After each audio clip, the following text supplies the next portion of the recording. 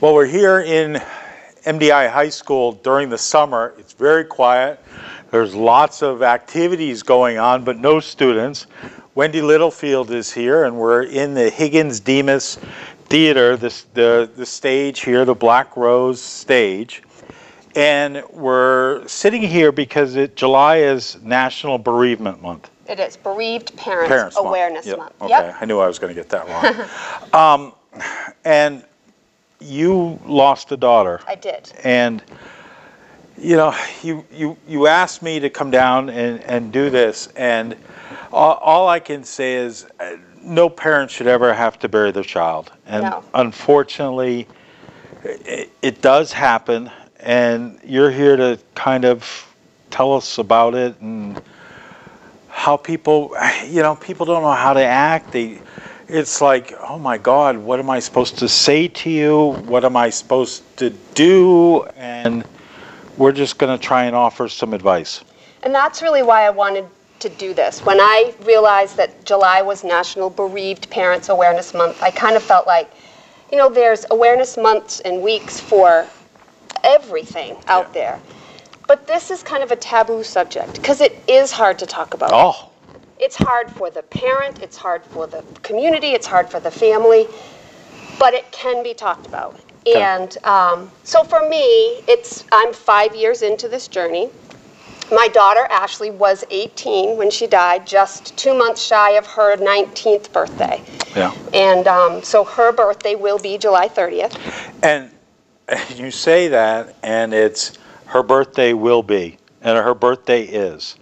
And I think that's an important thing because even though your child's no longer here on earth, it's still your child. It is. And I am the mother of 3 children. And that's the other thing I was going to say is when people ask you, I know Haley, I know Ryan, I never met Ashleigh, right. But you are the mother of 3 children. I am. And that is a hard question. And in the first year, it was really difficult. Oh. And now it's gotten easier. I always say I have 3 children. 2 are living and 1 has passed away. But unfortunately, just saying that immediately triggers, oh my gosh, I'm so sorry. Exactly. Oh, I didn't. Well, right. And so for me, and really grieving is a process. And it's not the same for everybody. I've done a ton of work. I've done counseling and therapy and group therapies and classes and online support groups. And so I've done a lot to be able to sit here and say, I want to use my daughter's name. I love talking about Ashleigh. Don't be afraid, to say her name to me, to ask me, to say, oh, I saw a butterfly the other day and it reminded me of Ashleigh. Yeah. Because the biggest thing is we don't want our children to be forgotten. Right. I don't want her to be forgotten. And not everybody, has the means to do some of the things I've been able to do emotionally, physically, and financially with this stage. We've worked really hard in her memory to redo the stage in the theater and, celebrate her theater contributions to MDI High School. And, that's another great thing for me. It makes me feel good that she's not going to be forgotten. Right. And, it's interesting. Some of the things that do help are ask about her, use her name, tell me you remember something. But there are also things that don't help and that are hard. Like what? So don't tell me you know how I feel. And that's the biggest one. If you have not lost a child, and everybody has probably experienced the loss of a loved one, a parent, a grandparent, a sibling, a pet. Yeah. But there's something about the loss of a child that I can't even imagine. And you can't. Right. And so I think I would much rather have someone say, I'm so glad I don't have to know how you feel, or I'm so proud of you, you're doing great, or I can't imagine how you feel, than tell me I know how you feel. Because you don't. Right. I don't want you to know how I feel. Yeah. Really. Probably another one is, well, God must have needed an angel, or, all things happen for a reason. That's a big one. And again, for me, if God needed an angel, why did he take mine? You know, and so there's always, and then sometimes it makes me almost feel guilty when people say things like, well, you have 2 other children. Oh. And that came to me. And finally, I said, yes, I do. You have 4 children. Which one would you want? Yeah. And I know that's a little bit mean, but it's like, yes, I had 3. I have 3 children. And I am grateful that I have 2 other children. But they don't. But they're not Ashleigh, right? They are not Ashleigh. And then, you know, using her name is okay. You know Haley. Yeah. And Haley and Ashleigh look a lot alike. And unfortunately, or fortunately, a lot of people call Haley Ashleigh. We do. I make that mistake sometimes. If somebody does it, it's okay. Yeah. Don't feel bad. Don't.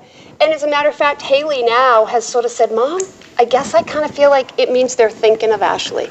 Well, and, you know, I mean, even with my 2 boys, I mean, I mix up their names, and I think it's just a matter of getting older. I mean, my father, I mean, we finally went number 1 son, number 2 son, number 3 son, and, you know, I mean, because you just kind of forget or mix up or things like that. And it's real life. It's okay.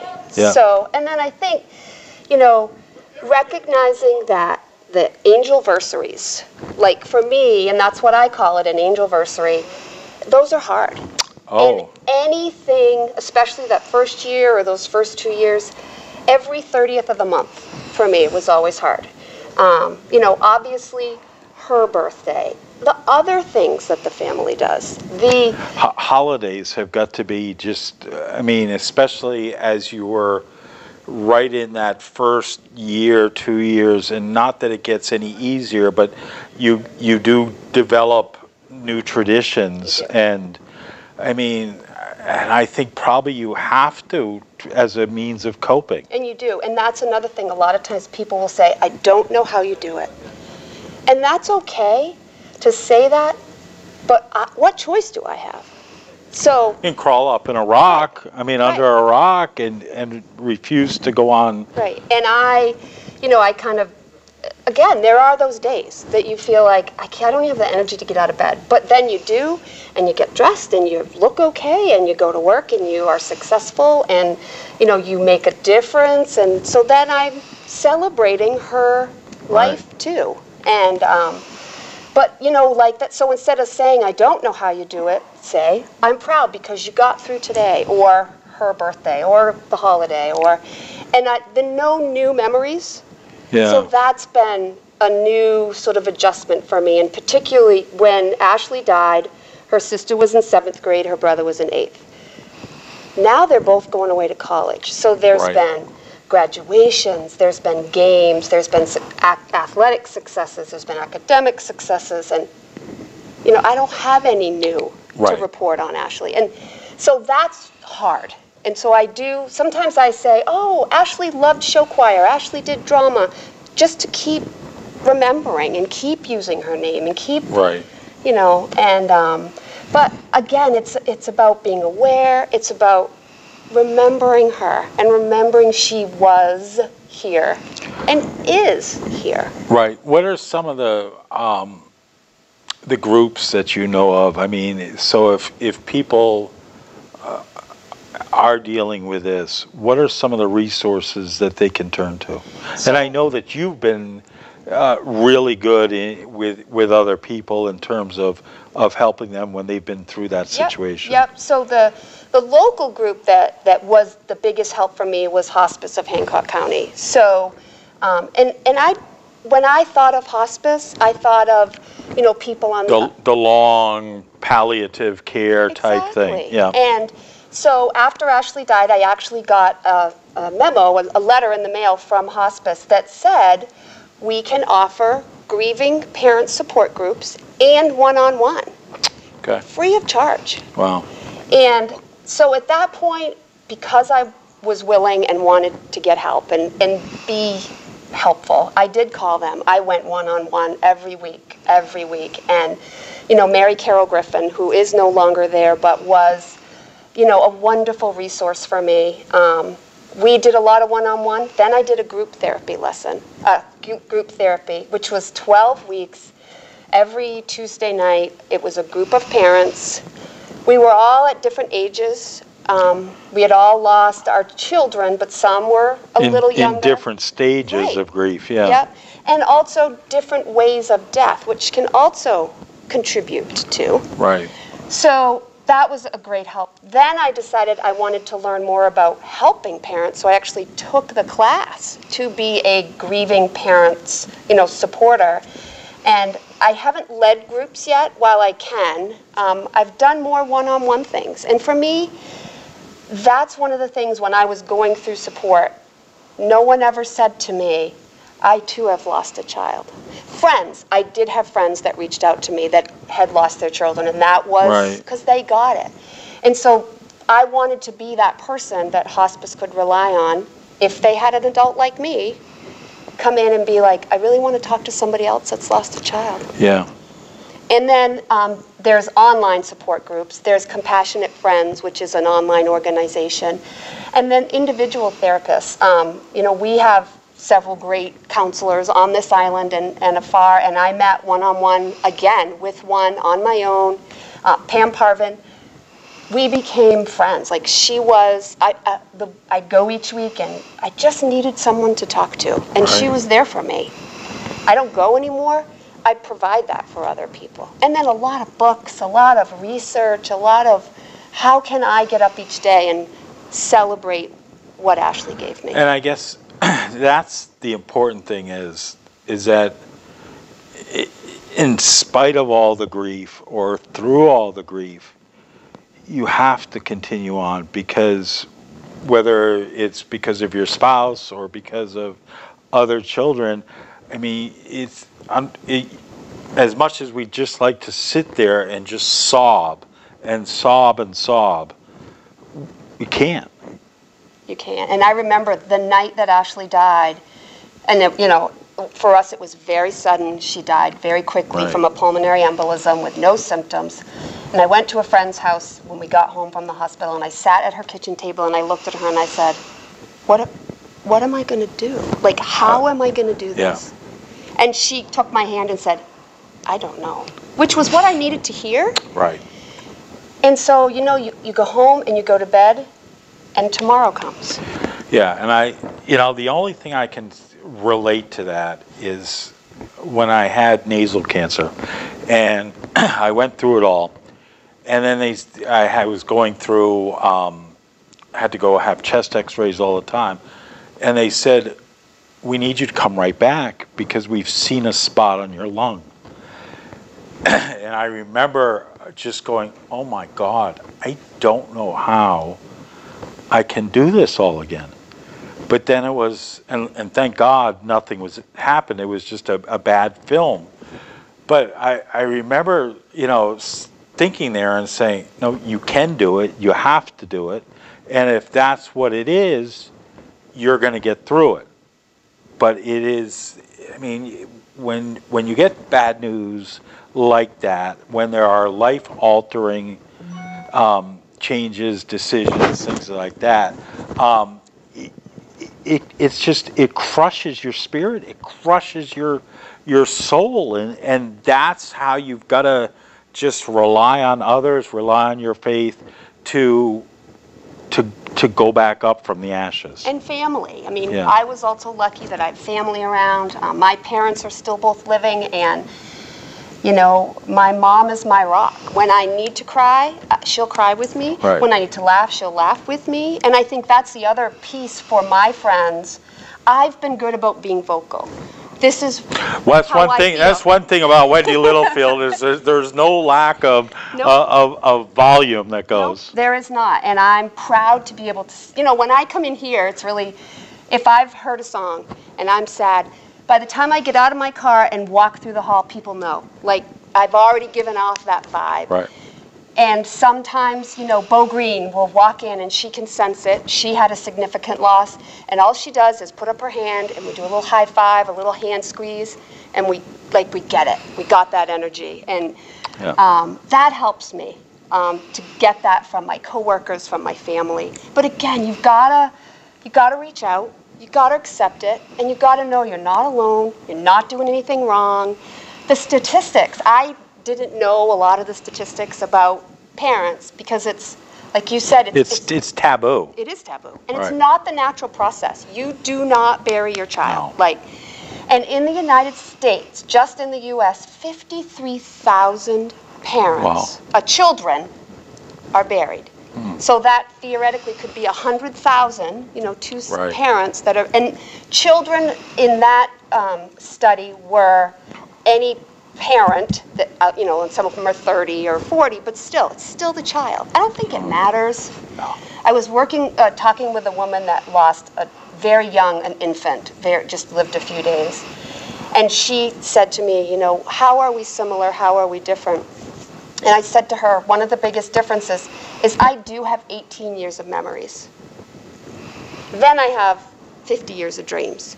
You have 70 years of dreams. Yeah. So we're still grieving that loss. But, you know, I'm lucky that I got 18 years of memories. I'm not lucky that, you know, God chose that angel.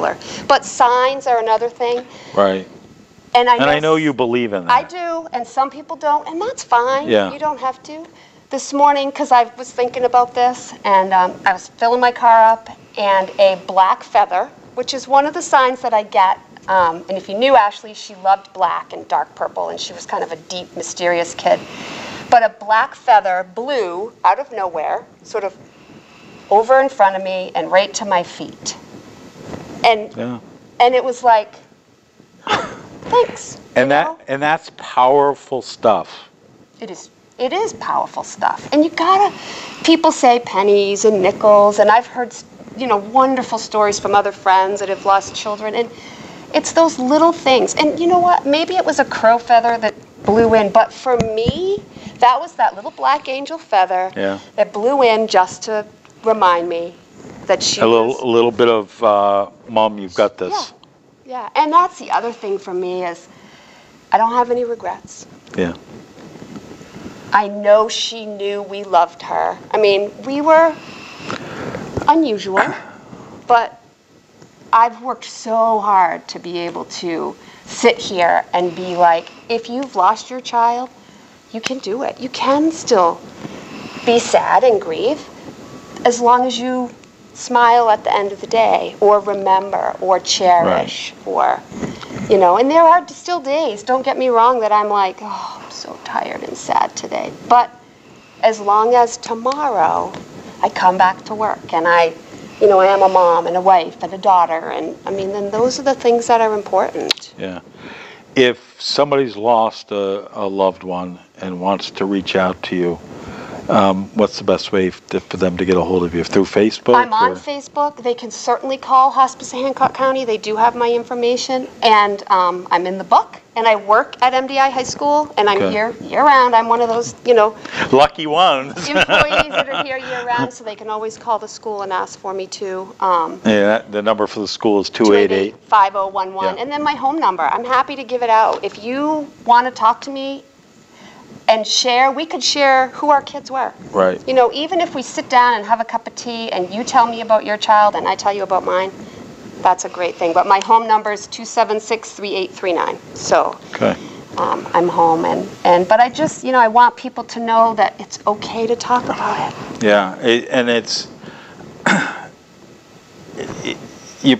mean, when I was thinking about doing this, I'm like, oh my God, for the first time ever, I'm going to be at a loss for words, because I don't know what to say. I don't know what to ask. I don't know what to do.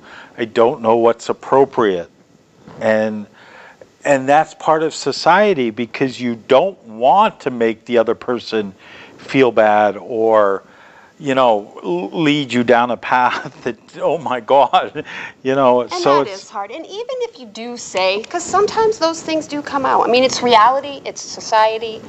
I eat my foot a lot. I mean, I'm really good at that. But And I think that's like, if you say it, you know, even if you say, I know how you feel, and then you're like, no, I don't. Just say that, right. You know? Or like if you call Haley Ashleigh, you can go, oh, I know better than, you know, don't be ashamed of it. And don't forget the person. Right. Don't forget them. You know, and even if it's been, you know, 5 years, 10 years, or longer, it's important that at some point, even like if you know that like the birthday is July 30th, or the, you know, and Ashleigh was born on the 30th, she also died on the 30th. So that 30th of the month is always one of those things. But even if you know that either the death date or the birth date, just, hey. A little card, I'm thinking of you, a little text, a little email.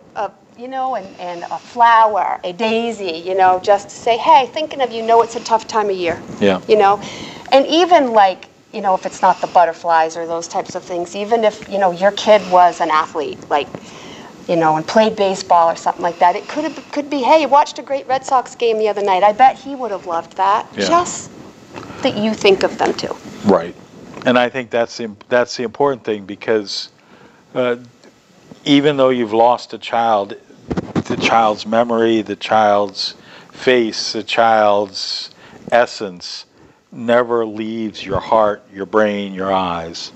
And you want to, as you said, you're a mother of 3 children. You want to make sure that other people don't forget her. And so the more that they can comfortably include reference or things like that, it's easier for you. It is. And when Haley just graduated and Ryan just finished his first year at college, and so a couple of my friends knew what they said, wow, Ashleigh, be so proud of them. And just that simple statement was like, you know what, yeah, it made me a little sad because she wasn't here, but yes, you know what, she'd be really proud of them. And she is proud of them. She is proud of them. Right. And I think, and again, grief, it's a process. It's not an event. Grief is not an event. Right. So it's a process. Right, and that's important. So we're not going to have a 2-week grieving